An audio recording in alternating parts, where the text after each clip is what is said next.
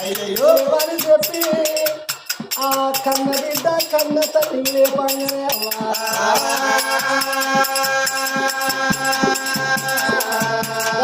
పండుకున్న కన్న తల్లి దిక్కు దిక్కున లేత ఉన్నదమ్మా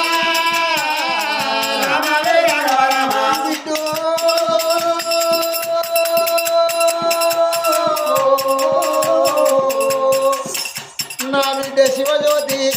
ఇలా పండుకున్నదాన్ని ఎందుకో లేపుతావు బిడ్డ బిడ్డ ఏమి కట్టవు నీకు వచ్చినాదా నీకు వచ్చినా వచ్చినట్టు బాధలన్న బిడ్డ నాతోటి నువ్వు చెప్పరాదా అప్పుడు కన్న బిడ్డ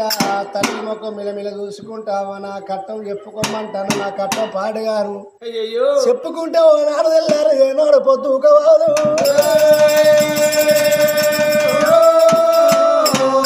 ఈ బిడ్డ పాడగారు ఈ బిడ్డను మీరెందుకు అన్నారే అలవారు ఎరకల వెళ్ళి వచ్చినాడు అన్న మాట తప్ప వద్దవాడు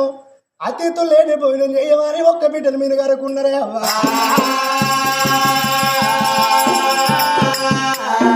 మీ కరుడు గంగారెండ అవనేను పుట్టినాడు నాకు తాను పోయంగా కొల్లుగుంట లోపల నా గొడ్డుగా విసిగి